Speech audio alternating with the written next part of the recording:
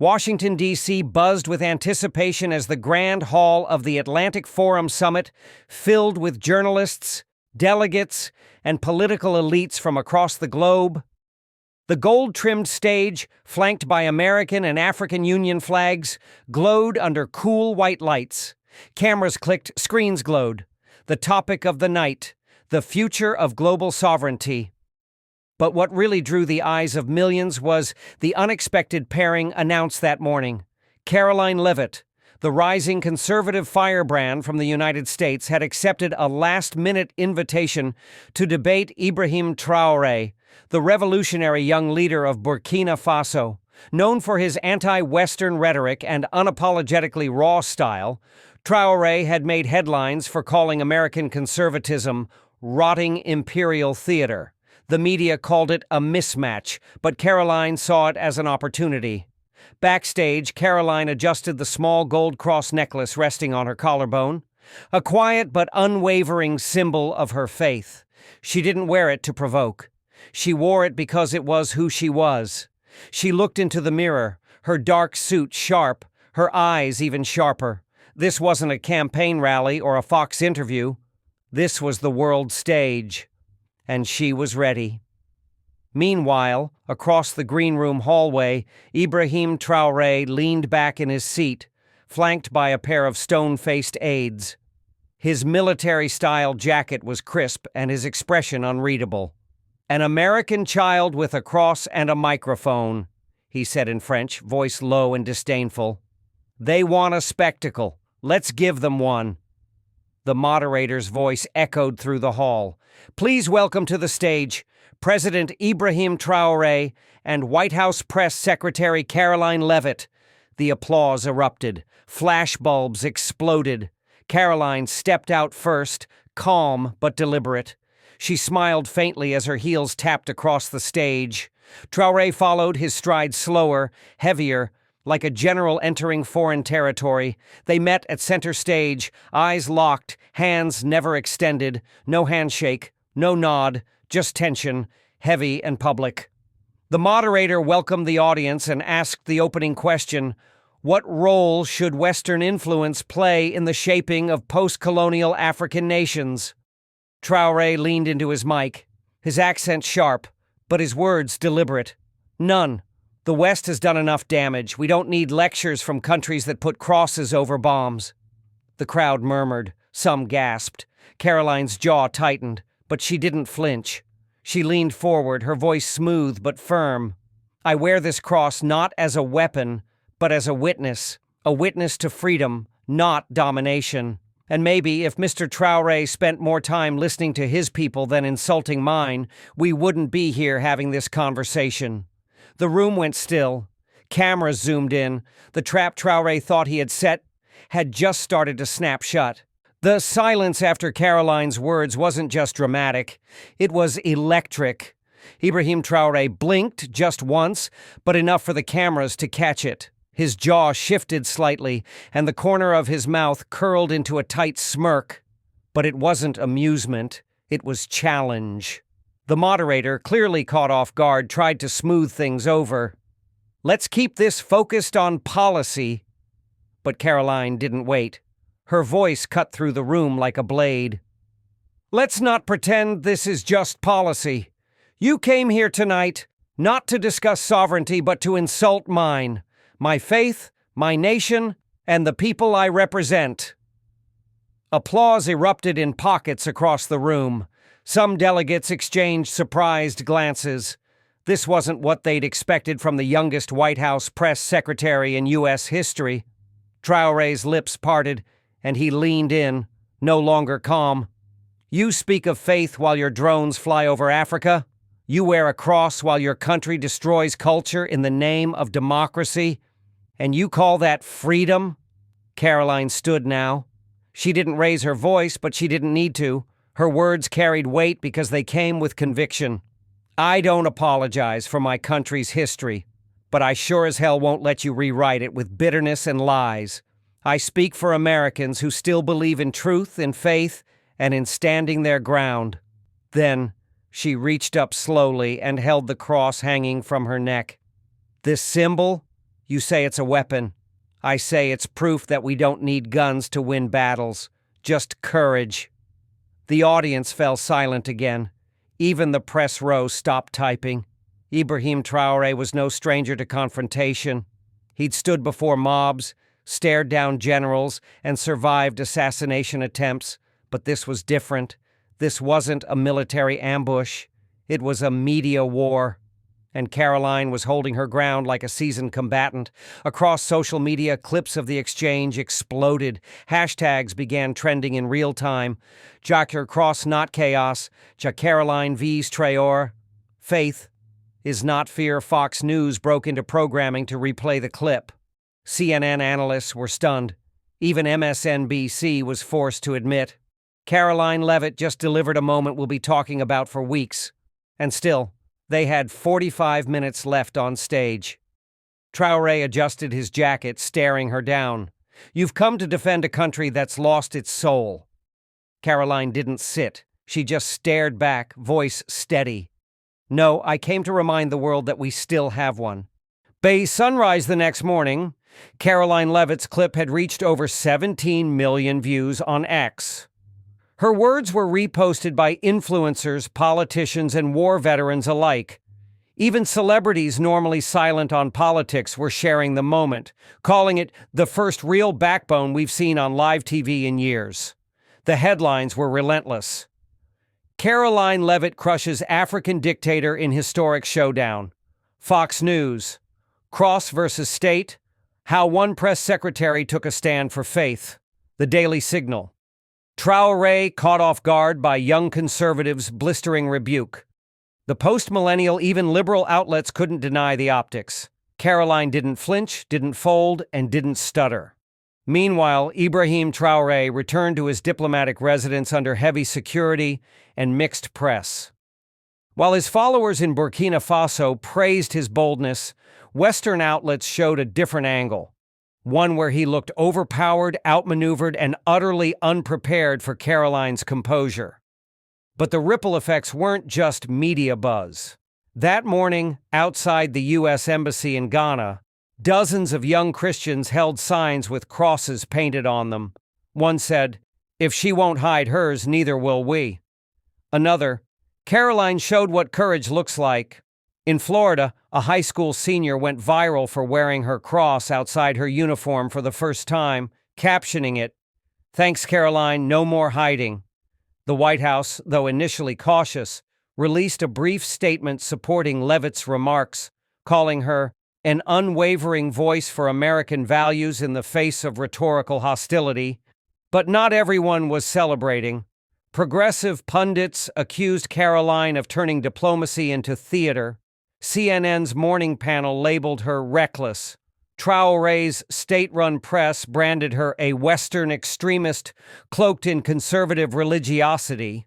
Karoline? She didn't backpedal, not once. That evening, she appeared on Tucker Carlson's new independent show. Seated simply in a navy blazer, she looked straight into the camera when he asked what she would say to Traoré now. She didn't blink. "I'd say this. You can try to silence my faith, belittle my country, and mock my beliefs. But I won't kneel. Not to you, not to anyone." A pause. "And I'll be ready the next time, too." Days passed, but the flame Karoline had ignited didn't dim. It roared louder. Churches across the country played clips of her speech in their Sunday services. Youth pastors hailed her courage. In Virginia, a massive mural appeared overnight on the side of a Baptist church. Karoline, eyes fierce, with a silver cross glowing on her neck, the words beneath it, "Unashamed." A conservative senator introduced the Leavitt resolution, aimed at affirming religious expression as a protected right for all U.S. representatives in foreign settings. The measure passed the Senate floor in record time. One Democrat even crossed the aisle to support it, citing the need to stand up for freedom of expression, even when it's inconvenient. Meanwhile, Traoré's regime was flailing diplomatically. African Christian organizations distanced themselves from his comments, embarrassed by how the exchange had painted a despotic image of their leadership. Human rights observers in Geneva issued statements condemning the tone of his remarks.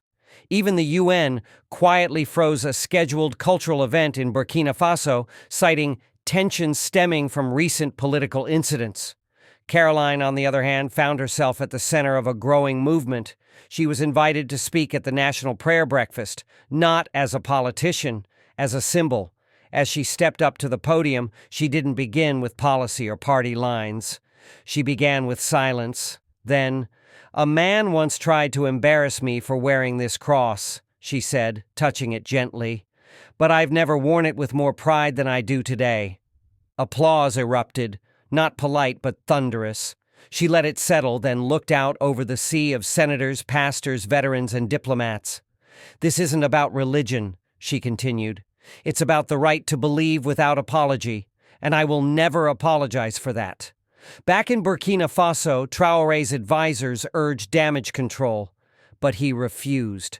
"She's a child playing with matches," he said coldly during a private cabinet meeting. "She doesn't know what power really is." But Karoline did know, and now the whole world was watching her hold her ground, with grace, fire, and a truth that couldn't be silenced. The White House, sensing global ripples from the incident, proposed a diplomatic summit, a rare televised event between U.S. and West African officials to reaffirm mutual respect and values. To everyone's shock, both sides accepted. And so, beneath the chandeliers of the Geneva Diplomatic Assembly Hall, with over 30 nations represented, Ibrahim Traoré and Karoline Leavitt entered opposite ends of a grand room. The world watched, breath held. Karoline wore a dark navy blazer. Her silver cross glinted under the lights. Not hidden, not defiant, just present. Traoré, draped in ceremonial robes of power, smiled thinly as he took his seat. "Let us speak as equals," he said, voice calm but dripping with condescension. Karoline responded with clarity, "Only if we agree that equals speak freely." The moderator, a Swiss diplomat with decades of experience, asked the opening question: "Is the expression of personal faith by public officials acceptable in cross-cultural diplomacy?" Traoré didn't hesitate. "There is a difference between faith and imposition. What the young woman did was not diplomacy. It was propaganda cloaked in sentiment." Murmurs in the room. Karoline raised her eyebrows, lips tight. "I wore a cross. I didn't carry a banner. You saw threat where there was only belief." Traoré leaned forward, eyes hard. "Belief is private. What you wore was a provocation." Karoline matched his gaze, calm but firm. "Then perhaps the problem isn't the cross. It's that you're afraid of what it represents, conviction without fear." The silence that followed was volcanic. A delegate from Poland whispered, "She's turning the entire room." The moderator, clearly rattled, turned to Traoré for a rebuttal. But he shifted in his seat, tightening his jaw, his usual rhetorical charm suddenly insufficient. Then came the moment that turned the summit into a historic inflection point. Karoline stood. "I didn't come here to be liked," she said. "I came here to remind the world that conviction, real, humble, personal conviction, isn't arrogance. It's what built free nations." She looked across the hall, her voice rising. "If a cross offends you, ask yourself why. Because maybe it's not the metal. Maybe it's the mirror it holds up to power that fears conscience." Applause erupted, not just from American allies. Several European and Latin American officials stood. Even the Egyptian delegate gave a nod of respect. Traoré sat, fists clenched under the table. The cameras captured it all. Within 24 hours of the Geneva summit, Karoline Leavitt's closing words had exploded across every major global platform. "Maybe it's not the metal. Maybe it's the mirror it holds up to power that fears conscience." That clip alone racked up 28 million views on X before midnight. It was replayed on every conservative podcast, international newscast, and even on skeptical centrist channels, always with one headline: "The cross heard around the world." Americans rallied. Churches held vigils, not to protest but to stand in unity for expression. Across Texas, Tennessee, and small-town New England, people wore simple silver cross pins to work in solidarity. To cross with Karoline trended for days. On Fox, Tucker Carlson called it, "She didn't just defend her faith. She reminded the world that moral courage isn't loud. It's immovable." Even Elon Musk retweeted the summit clip with the caption, "This is what integrity looks like. Impressive." Meanwhile, Traoré found himself facing backlash back home, not from his base, but from moderate voices in Africa and abroad. They saw his attempt to silence Karoline as cowardly, not strategic. "You tried to silence her cross," one Burkinabe journalist wrote, "and in doing so, you lit it like a torch." International papers now framed the incident not as a diplomatic spat, but as a turning point in the conversation around religious liberty, personal conviction, and global diplomacy. Karoline, however, didn't gloat. In a short X post, she simply wrote, "I didn't go to Geneva to fight. I went to stand. Thank you to every person, regardless of politics, who understands that belief is not a weapon. It's a light." That post alone had over 1.2 million likes, but it wasn't just online that the tide shifted. At a town hall in Ohio, a young teacher named Stephanie broke down crying as she shook Karoline's hand. "They told me I couldn't wear my cross necklace at school anymore. You gave me courage to say no. Thank you for not backing down." The crowd erupted in applause, not for politics, but for principle. And now, Washington was paying attention. In the halls of Congress, murmurs turned into open discussions. Lawmakers proposed emergency resolutions to reaffirm the First Amendment protections for public servants in all federal agencies, directly inspired by Karoline's ordeal. The White House remained silent. Traoré? He canceled his next international appearance. Karoline Leavitt had gone from press secretary to the symbol of unwavering moral stand, without ever raising her voice, without ever breaking composure, and she was just getting started. It began with a whisper in Washington, then a headline. Several Democrats break rank to support Leavitt's right to expression. The shock was real. Congresswoman Tulsi Gabbard, though long known for bucking her own party, went on MSNBC and said plainly, "You don't have to agree with Karoline's politics to know what happened in Geneva was wrong. Silencing someone's faith isn't diplomacy, it's cowardice." Within 48 hours, Joe Manchin, Kyrsten Sinema, and even Robert F. Kennedy Jr. issued statements defending Karoline's right to wear the cross. Some did it quietly, others stood proud, but no one saw what came next. A petition drafted and signed by over 500,000 American citizens, demanding a congressional hearing into U.S. compliance with international expression rights. The pressure was too loud to ignore. Meanwhile, Karoline remained silent, strategically so. Her team declined major interviews, holding back not out of fear, but intent. She wasn't chasing the cameras. The story was speaking for itself, and it was working. On CNN, anchor Jake Tapper admitted, "Whether you agree with her or not, Karoline Leavitt has become a symbol for something bigger: conviction, courage, and the tension between personal rights and global politics." But the real surprise came from an unlikely corner. A French secularist think tank, known for its critical stance on public religious symbols, issued a press release titled, "Leavitt was right. This was suppression, not diplomacy." They had no love for crosses or American conservatism, but they had deep love for liberté, and even they recognized the danger of what had happened on that stage. And while Tanya Chutkan, the judge behind the U.S. warning to Karoline, tried to downplay her earlier involvement, a leaked email changed everything.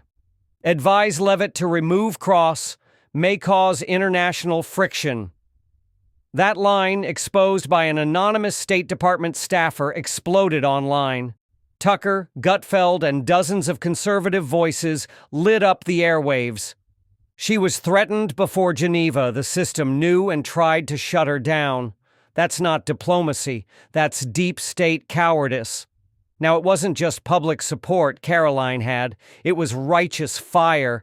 Churches held prayer nights in her name.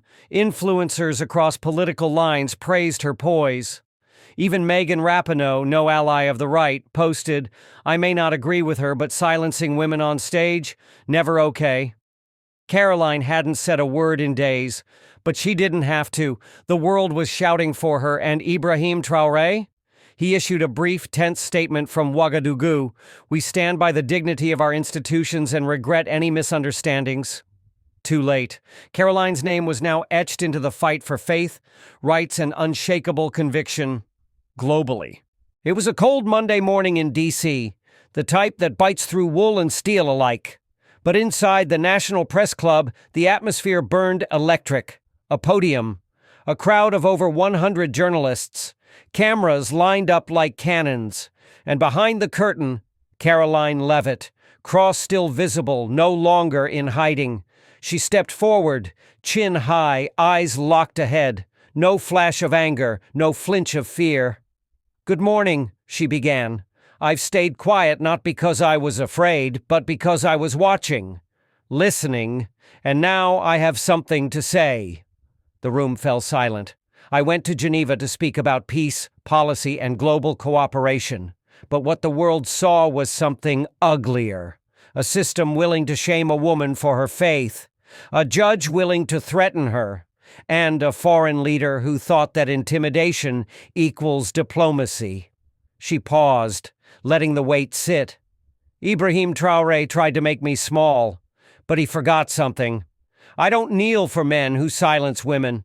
I stand for the ones who can't speak at all. The applause was restrained. Journalists don't usually clap. But someone did, and then another. Soon, the room erupted. Karoline smiled faintly. "To every young woman watching, who's ever been told to hide who she is to be acceptable in a room full of men with microphones, don't. Never hide your voice, never bow to fear, and never let someone else's discomfort define your worth." Then she dropped the hammer. Today, I'm announcing the formation of the Faith and Freedom Coalition, a bipartisan movement to protect religious expression across every international platform we enter, from Geneva to G20. It wasn't a campaign speech. It was a movement ignition. Fox News aired it live. CNN couldn't look away. Even BBC World headlined, "From Silence to Unstoppable, Karoline Leavitt launches global initiative after cross-clash." But the knockout came hours later, when the European Parliament's Vice President, Anna Raku, reposted Karoline's speech with a caption that stunned everyone. She spoke for more than America today. She spoke for conscience. Within hours, embassies from Poland, Brazil, and even South Korea reached out to her office, offering support for her coalition. And Traoré? He remained silent. But inside his inner circle, panic brewed. A leaked internal memo read, "The Leavitt incident is no longer domestic. Global sympathy is shifting. We must tread carefully." Karoline didn't need vengeance. She had something better now. Momentum.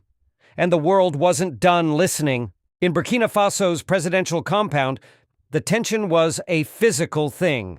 President Ibrahim Traoré stood before his advisors, his jaw locked tight, his knuckles white against the edge of a polished mahogany desk. Screens around the room flickered with headlines. Karoline Leavitt sparks international religious rights wave. UN delegates condemn cross-censorship incident.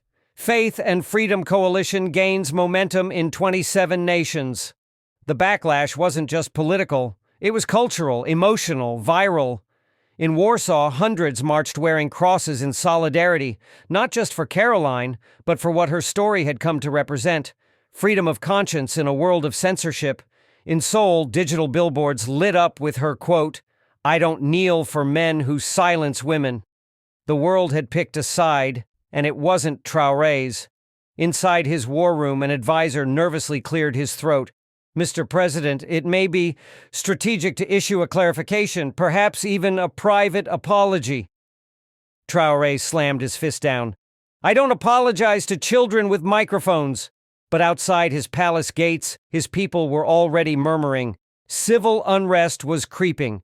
Even his own military council had questions. Why provoke America's rising star on live television? Meanwhile, in Washington, Karoline was just getting started.